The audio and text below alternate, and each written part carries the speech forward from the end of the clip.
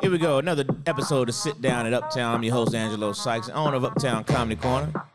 And you know how we do it to Sit Down Uptown. We just chop it up with our comedians, man, who rock this stage. And tonight, we got one of the three, like a three amigo combination they put together this weekend, man. My man, Blaq Ron.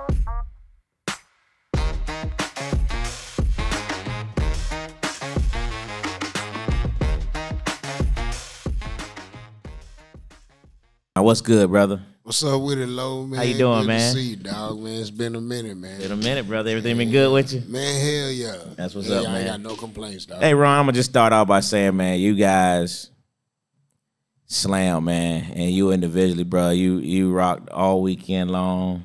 You know what I mean? It's always good to see you, man, because you do your thing every single time, brother. I appreciate you saying it. Y'all heard him. Y'all heard him when he said it. Hey, real talk. Yeah, don't see me, goddamn. I mean, when I get over there, come over there. You got your own style, man. You know, you got your own unique style. You know what I mean? So that's always a good thing. Distinguishes people. Yeah. No Originality is sorely missed in this game. Sorely missed. Yeah. So, Ron, I like to always go back, man. I like to go back and talk about a little bit more in depth about you off stage, right? Yeah. So tell me about the youngster, man. Like, where you originally from, you know what I mean, and how were you as a child? What do you mean how I was as a child? How were you as a child? Were you a good kid, mischievous kid? I mean, you know what I mean? Talk a little bit about your childhood. Man, I grew up in Dallas. I'm from a neighborhood called Oak Cliff. You know what I'm saying? Southwest part very of town. familiar. So, you know, I came up like most black kids that came from middle income, 2-parent households. You know what I mean? Came up devoutly Christian. You know, in the generation when your parents didn't play that shit, you got your ass whooped for the slightest infraction. And, yes, sir. And yet and still, I stayed in trouble. Cause I stayed getting my ass whooped for a bunch of shit, man. But when it comes to school and shit like that, man, you know, bad grades was never tolerated in my daddy's household. Okay. And I had a knack for carrying a conversation after I'd been told to shut the fuck up by the teacher. So I done been told to hush. I done did all my work. Now I want to talk. Right. Nigga want to talk to me, that's on them. Right. It's not my fault that they didn't do their work. I did all mine. So, because I'm getting these good grades. Yeah. I'm going to bring home these good grades. Otherwise, Pop's talking about putting his foot in your ass. So I'm bringing these grades home. But I'm also going to get in trouble for being way too talkative. Yeah. Shit, but then in high school, you know, they start getting politically correct. They ain't call it the class clown no more. I graduated in 03, so I got most wittiest. Is that right? Yeah, most wittiest. That's what they called it. It was most wittiest, you know what I mean? So, but it was class clown nonetheless, you know what I'm saying? I voted the funniest person in my school. Okay. In my senior year, but, you know, I was a mischievous ass kid. Were you? Because I was smart. Okay. So I would find ways to get away with shit, find ways to do as much bad shit as possible. Because when you live in the hood, you live amongst them same niggas that grow up to be the leaders of the street organizations, that grow up to be the plugs, that grow up to be the tough guys, that grow up to be the athletes and the jocks. And by the time y'all get to high school, niggas are establishing themselves as who they are. Okay. And you got to be able to survive out there too. And then avoid the ass whoopings that's coming at the crib, so you learn how to live a double life. You know what I'm saying? Yeah. I'm making great grades, always at the top of the class, but I'm always excelling at the street shit too. Because I got to be super good at this street shit, because if my mama and my daddy find out what the fuck I got going in these streets, damn the police. Damn the police, right. Nigga. Let my mama would come to the courthouse and beat my ass in front of the judge. With no problem. Fuck how many years he's gonna give me. And every time she would come visit me at the penitentiary, let it be a contact visit. She finna contact the shit out of me. I was talking about, nigga. So I always stayed right on. I tried to walk that line, bro. I did as much street shit as I could get away with. Okay. As not to get caught, get in trouble. eventually it didn't serve me well. I started going to jail for pistol cases and weed cases and shit like that. But that was after I was grown. Okay. I never got in too much trouble when I was grown because I never wanted to disappoint my mama. But I also did what I had to do in school because I'm my parents' oldest child. My pops gave me his whole name, so I got to do. I can't disappoint him on that side neither. Okay. That's why I call myself Blaq Ron, because in the streets they call me Black. Okay. And then at school they call me Ron. And at work they call me Ron. So I mushed them both together because I am both them people. I'm a smart nigga and the hood nigga at the same time. At the same time. Yeah. That's what's up, man. So what high school did you go to in Dallas? I went to two. I went to Kimball High School in Oak Cliff, right where I'm from, and then I graduated. I finished at El Centro College. They have a middle college high school up there, and I finished at middle college. Okay. That's what's up. That's what's up, man. Because I was smart.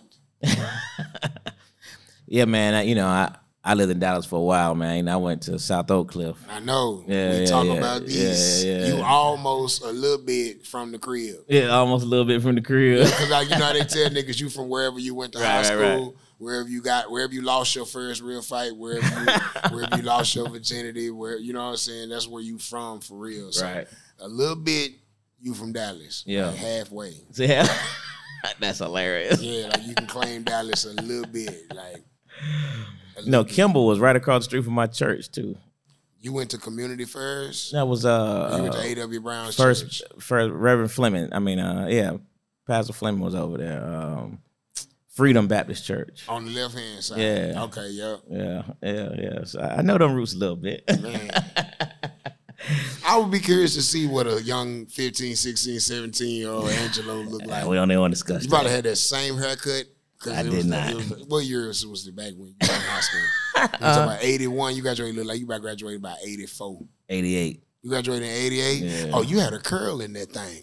You know what, man? I was blessed to have, people hate all the time, but my hair, when it gets so long, it just gets naturally curly, man. It does. I'm sorry. I never had a curly. My brother had curly kids. I never had one. You a goddamn liar. You Duke box kid wearing ass nigga. I would never do it. Me. Man, niggas. I would never do it. Because I used to have a good grade of hair back in my youth. What happened as you got older? Your hair got nappier with age, like oppression and disappointment, and having kids and owning businesses, napped your hair up. No, well, how did you have this good ass hair as a child that you no longer have? And niggas also ain't never had no pictures to support this good ass hair claims that hilarious. They have. Except for that one time they was at the pool and they shit was wet. Then the motherfucker, they had that one little piece came over their eye. Them niggas look like only you can make me happy. Man, you niggas killed me, man. You had a process in your shit. I promise you I didn't. You a lie. I promise. You a lying ass. You wanted Dominique Wilkins. No, sir. No, sir. Shout out to Dominique. Shout out to Dominique. He had the first Deion Sanders. It looked wet, but it was dry. So y'all see how the stage went when he's on stage, man. This is what you get right here, man. Man, you gotta embrace your truth, Angelo. I'm trying to tell you, man. Like you seem like the type of nigga that'll tell the bitch you 6 feet on a dating profile.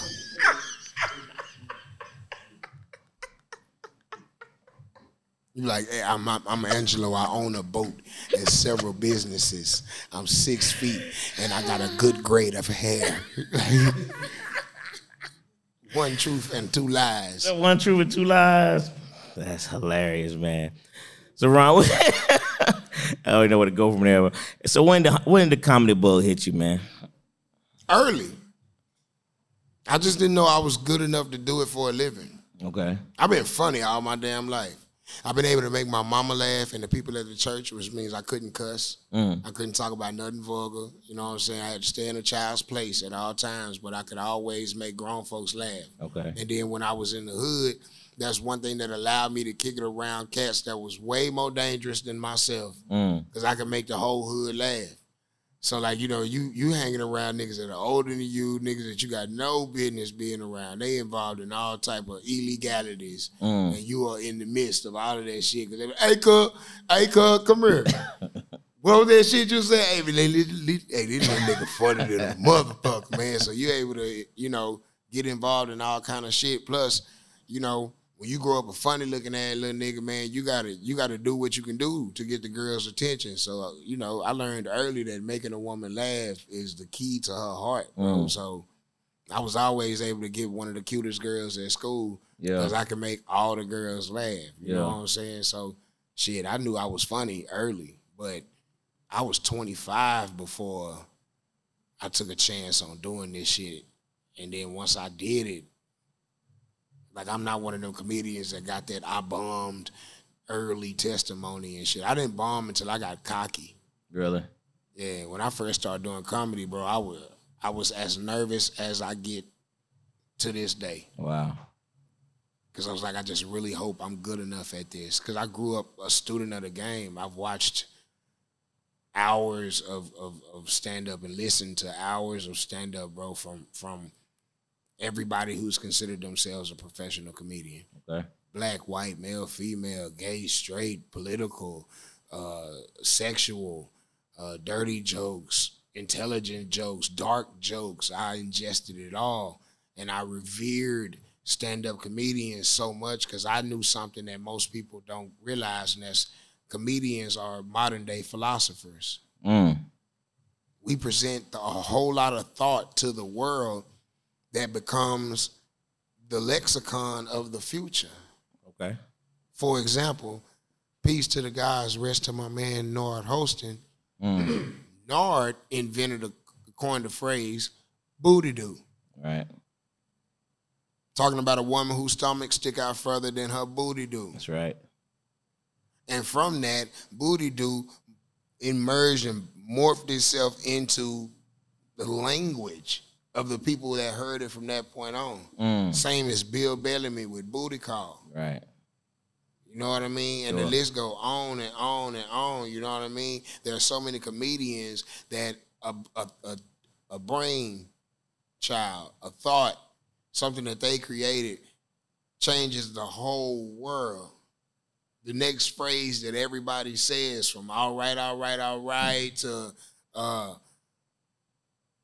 anything that Bernie Mac said, to anything that there are white comedians that come up with phrases that are the next thing you hear on the next sitcom. Right. And then it becomes, you know, something as important to black culture as, did I do that? You know what I mean? Sure. That was the thought of a comedian, bro. So I always took this game so seriously, I never thought I was good enough to do it. And then when I was 25, I got the opportunity to do so. And when I got on stage, I was good at this shit. Where was that opportunity? Where was it at the first time? My man, John Johnson, out in Dallas, he owned a barbershop. Okay. That's where I used to like to go just to kick my shit. I didn't know John owned the barbershop. I just thought he was the old nigga that had the first chair that not a lot of people came to and shit. You know, like that old nigga, he ain't really got that many customers, but when he get a customer, he got the longest fucking haircut you ever want to see in your life. He got that one nigga that's loyal to the game. He been coming to John since he was a young nigga. He show up, he ain't really got that much hair.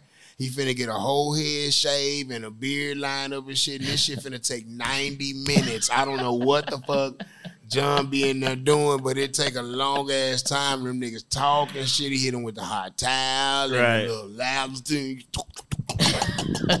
When you gonna hit a nigga whole shit up and hit him with the goddamn Miss Seeley color purple razor and shit. He finna shave a nigga down. They gonna towel him up some more and tonic him up, and then he gonna take the clippers out and line him up, and then he gonna put a little shit in his shit, and then he gonna towel him down again. Then he gonna talk to the nigga outside. He gonna rub his shoulders. They gonna smoke a cigar. He gonna hot towel him and give it like, hot damn. I see why you only got 4 customers, nigga. That's all you can do in a day. And I be up there for 4-5 hours bullshitting, talking shit. And John noticed. He said, hey, man, you know, I noticed, man, you know, you be up here talking shit, bullshitting. You been up here like 4-5 hours. I thought he getting ready to put me out. Right. He say, I notice no matter who in the shop, you got something that's gonna make them laugh. Women come in here with their kids, you tell clean jokes, you know. It's all fellas in here, you'll do dirty jokes. There's old folks in here, you know, you'll watch your language, you know, this, that, and the third. He was like, man, you ever thought about being a comedian? Told him the same thing I've been telling everybody. Yeah, I mean, you know, I thought about it, but, you know, ain't never really had a shot. He say, well, I'm putting on a show, Shucky Ducky headliner. You know who Shucky Ducky is? I say, hell yeah, I know who Shucky Ducky is. He say, well, you gonna open for Shucky Ducky. How about that? Wow. Really? He said, would you be scared? I'm scared to do what? Scared to do your shit? Hell no. I'm gonna have you open for Shucky Ducky. Wow. So my first time ever touching the stage was a paid gig. Wow. I got $25 free drinks, chicken wings and shit, and I got to open for Shucky Ducky. Wow. For the next year and a half after that, I didn't make a dime. Okay. But Shucky took me under his wing, took me to all the open mic spots, showed me the nuances of comedy. I met people like Paul Luther. I met people like James Hanna, who had moved to Dallas, you know what I'm saying? All the older, seasoned, veteran comedians from Dallas that gave me the game about polish, stage presence, professionalism, because they saw what I felt and what the world knew from the first time I stepped on stage. And that's, oh yeah. Now, it took me a long time to become Blaq Ron, right? You know, and find this voice, but I've been funny. Wow. And I do all the kinds of funny. Musical parodies, impersonations, impressions, roasting, socio-political, self-deprecation, men versus women, white versus black. I do it all. Dirty jokes, clean jokes, church jokes. But what makes me comfortable is the shit that I do. Okay. And I'm just blessed to be able to have found success doing what I do. Because there are a lot of comedians that can't do what they do because they got success doing something else. And now they gotta do that. And that ain't really what they wanna do comedically or creatively.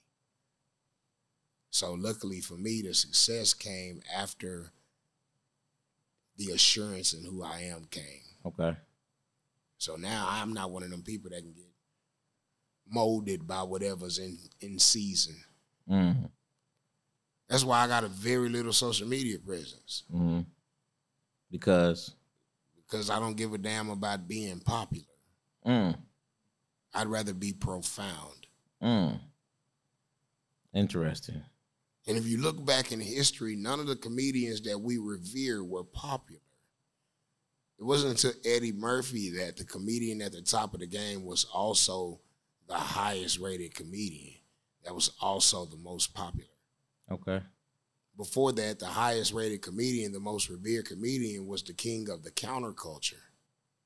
You had to be on the underground scene and be in the know to know who the fuck that was. And when you talk about the George Carlins, the Lenny Bruces, the Dick Gregorys, the Red Foxes,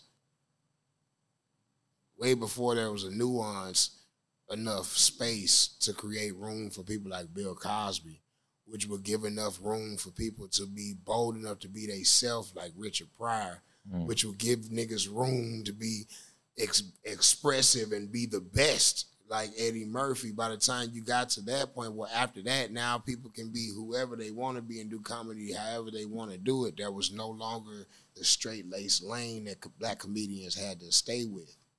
We went from wearing suits and ties to being naked chest with full leather on. And it didn't take us long to get there. Right. So I looked at all of these different comedians that made their lane and did their thing. And those are the ones that become household names. Now, the ones that do whatever it takes to get by, the shuckers, the jivers, the go along, the get alongs, they get paid and they be popular, but it's only 15 minutes of fame. You forget them niggas until you run into them again. Hey, man, ain't you? God damn it, baby. What was he in? Remember he was the mailman on the guy that he used to always say, I got a package for you. You remember him, baby.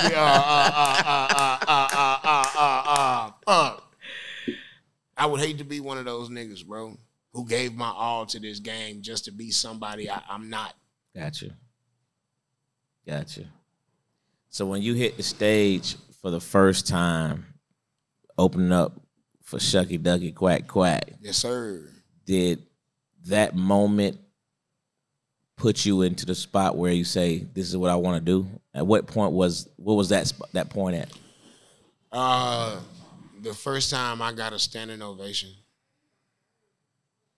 For sure. No, I'm lying. The first time I got a full house laugh. First time I got a full house laugh, man, this chill went over my whole goddamn body, bro. I had to put my hand in my pocket to hide my erection. There were goosebumps going up my fucking arm. I was trembling. I could barely hold the fucking microphone because I made an entire room of people laugh at the same time with the same level of intensity. And that shit hit me like 1,000,000 volts of electricity. And like any other drug, I ain't felt that high ever since. And it's the shit I chase. Wow. With every joke, with every punchline, with every premise, with every show, with every city, with every tour, with every show date. I chase that feeling, bro, and I've gotten close a whole bunch of times, but and I just keep chasing that unicorn. Wow. That's when I was like, nah, because I've gotten validation in life a whole bunch of different ways, you know what I'm saying? I've always been proficient at whatever I set my hands to, so I've always been the top of the game, top of the heap, leader of the class, you know, employee of the month, certificate for this, getting ass nigga, but this is where I first found like, this is what I am supposed to be doing. Okay. Wow. Everything else made everybody else happy. I went home. I told you, my first show I got paid. Right. But the first time I made a whole house of people laugh, it was maybe like, I want to say about 6 weeks later. Because after that first show, I didn't get on stage again for another month. But then after that, I started going all around.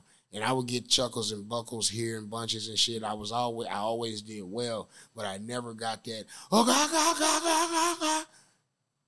until one night I'm at the open mic at a spot called Legends in Duncanville, little bar and grill. And I made the whole house laugh and I rocked it. And then the week after that, I got a standing ovation. And I just kept on going. Because I was like, yeah, I'm a comedian. I wasn't professional yet, but I knew.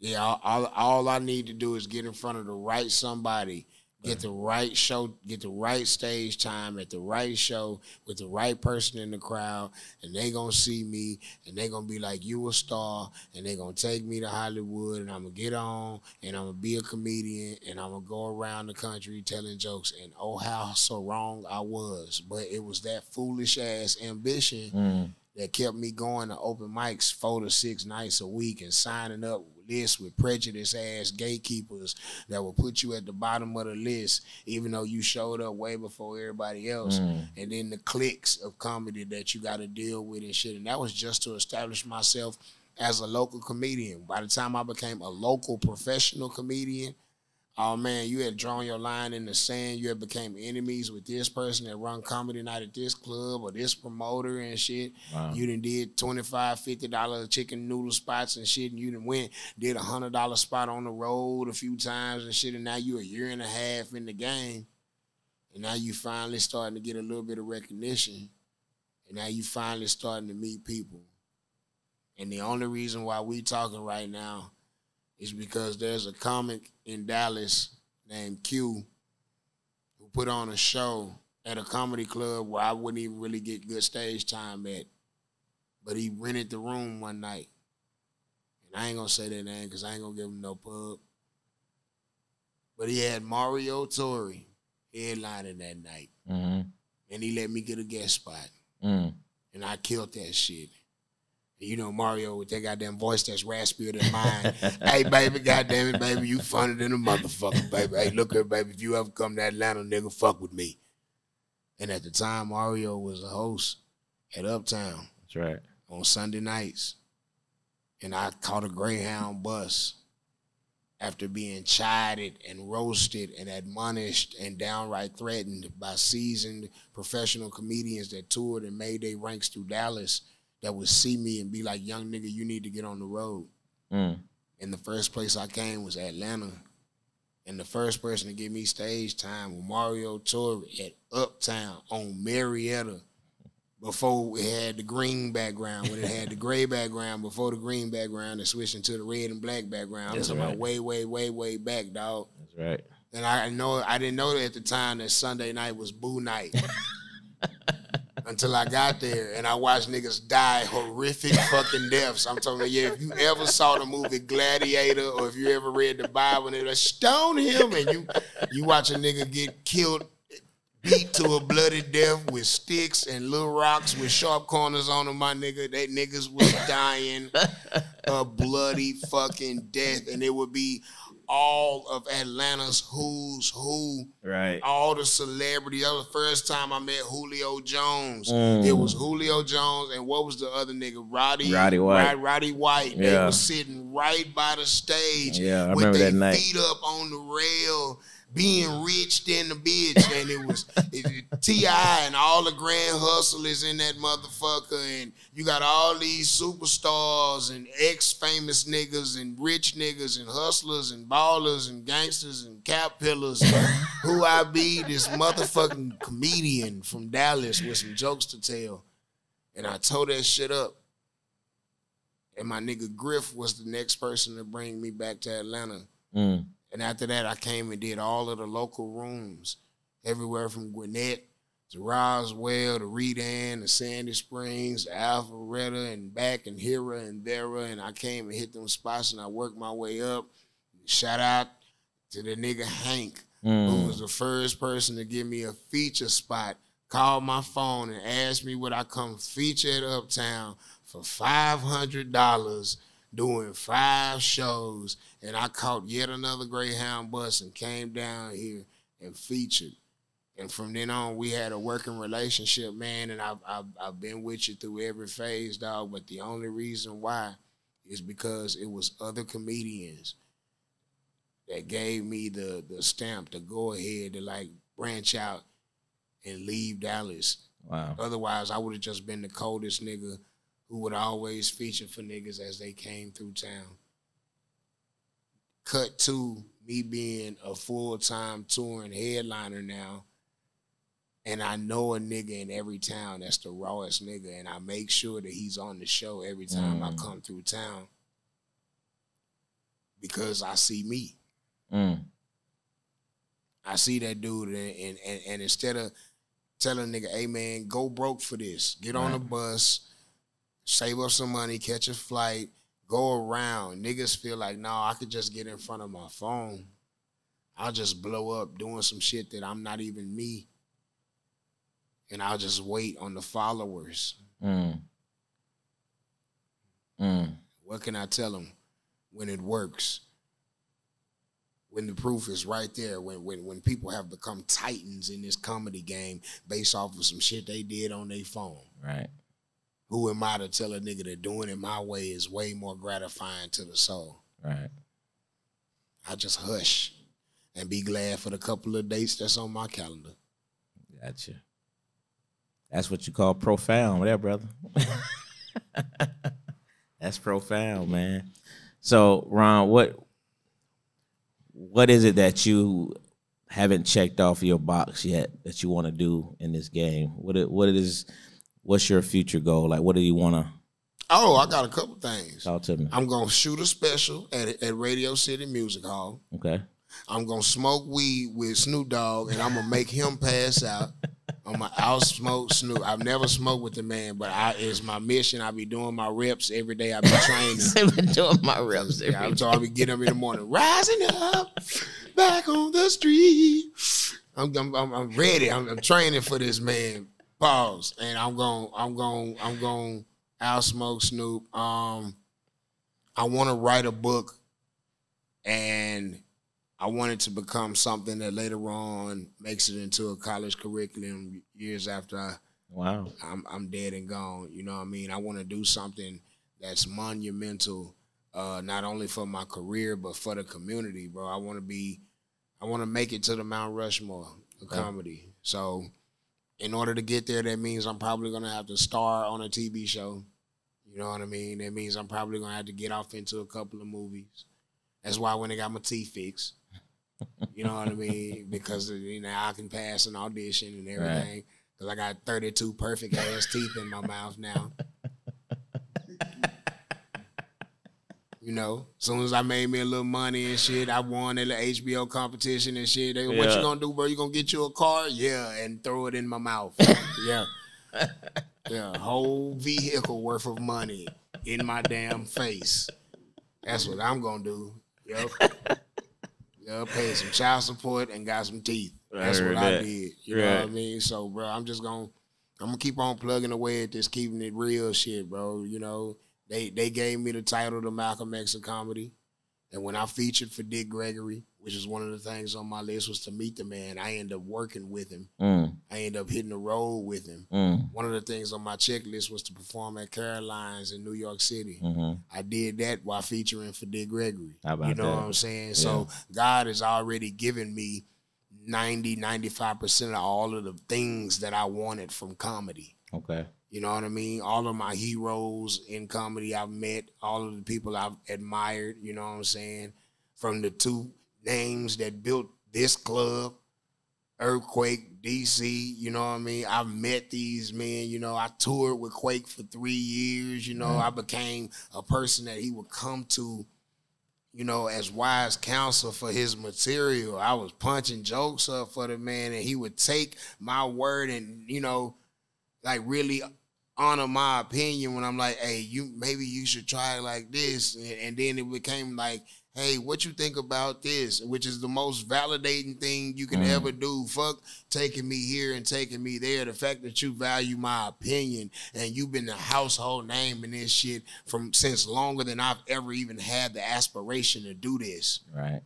Then you go from being a motherfucking chitlin circuit, bar and grill, local nigga, to being on tours with people like Ricky Smiley, to being on sold out national arena tours, to going out of the country, to making your child proud of you by chasing a dream, bro. I ain't worked a day job since 2012. That's all right. I've been eating and feeding my baby and making my life what it is today by chasing this goofy ass dream of mine, bro. And I done got a little coochie on the way, you know what I'm saying? I done been in commercials and TV shows and shit, and I became the most decorated black comedian from my city. That's cool. So now that I've proven all them points, it's up. I'm in your ass, nigga. Yeah, it's up now. You finna get sick of me, shit. If you hated me then, shit, I hate it for you now, goddamn me. They done fucked around and let a few key people find out I'm funny. I done got millions of views on YouTube and shit. And even though I'm not a braggadocious type nigga, I have every reason to drag my nuts across the whole industry, but I don't. Man, shit. I just thank God that he allowed me to do it. That's what's up. That's good stuff, brother. So, Ron, we're going to end with this question here. You know, I do classic conversations. I feel like some music ought to play to match your afro, like just classic conversations.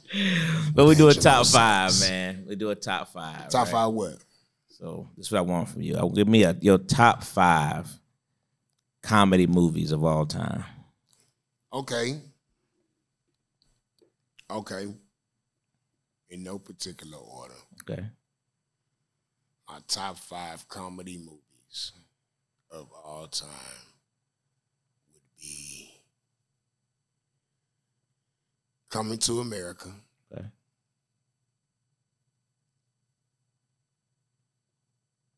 I'm talking about movies that just made me laugh and until I couldn't even breathe. I'm torn. I'm torn between Me, Myself, and Irene with Jim Carrey and the first Ace Ventura. Okay. With Jim Carrey, but by far, just say insert Jim Carrey movie here. You know what I mean? Okay.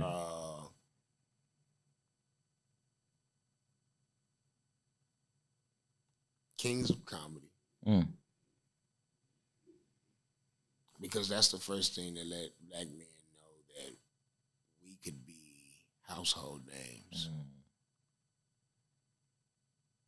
And be fathers, and all of these men had TV shows where they were the leading man, and none of them ever had to do anything to emasculate themselves or play any roles that denigrated black men in the community. None of them were pimps, none of them were gangsters, none of them were hustlers, none of them were crooked preachers. They were all fathers and community activists and teachers and lovers of black women. So Kings of Comedy is definitely by far on that list. I like that. And then I'd have to follow that with Queens of Comedy in the number 2 position. Okay. Because that proved to Hollywood that black women could be top tier headliner funny by their goddamn self. And that they didn't need to be on a ticket with a black comedian or with any male comedian, that they could sell out a national tour and that they could have a movie that would box office gross any movie that has had an all-white female comedian cast in history. Those 4 black women touted themselves as the best in the game. I have been blessed to meet 3 out of 4, and I talked to Miss Laura not too long ago. I sit up and I make her laugh and giggle like oh, well, she nigga, you just nigga. I shout out to Miss Laura. I talk to her on Clubhouse all the time and shit. But those 4 women made themselves the Mount Rushmore of female comedy, not just black female comedy in general. And to this day, I still consider Samore to be one of the funniest female comedians to ever live. Hands down, period. She's still giving motherfuckers crazy work to this day. Indeed. So yeah, Queens of Comedy would be number 2. And then number 1, I'm saving that space for something that I create. Okay. Because don't get it fucked up. I'm my biggest fan. I'm just not a narcissist about it. But yeah, I know I'm going to do something that's going to elevate the game. Okay.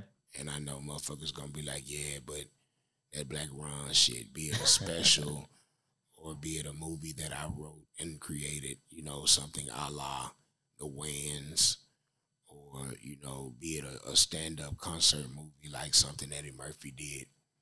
I'm going to do something. And it's going to be the coldest shit they ever saw. That's what's up. I like that. There it is. There it is, man. Another edition of the Sit Down at Uptown. Man, Blaq Ron's in the building. Tore the stage up all weekend long. Congratulations to you, man. I appreciate it, dog. One of these days, I'm going to have enough strength to smoke these goddamn cigars, bro. I don't understand the whole not inhaling shit. That's just a waste of money. Yeah, for somebody who smokes, trying to prep for Snoop, you probably will never understand not inhaling. Because if you do fuck around and inhale, it feel like somebody grabbed you by your ankles and dunked you on your forehead and shit. You get dizzy, you want to throw up. It's a true story. Oh, man. But it's an acquired taste, I guess, like champagne and caviar. So, there it is. Man, may you have a humidor full of the finest Cuban and Dominican cigars, brother. May your natural continue to be greasy. May your edge up be prosperous and your hairline remain vibrant. I'm proud of you, black man. You 6 foot in your heart, dog. In my heart. I appreciate it. Hey, Sit Down Uptown, man. We out. Oh, you crazy.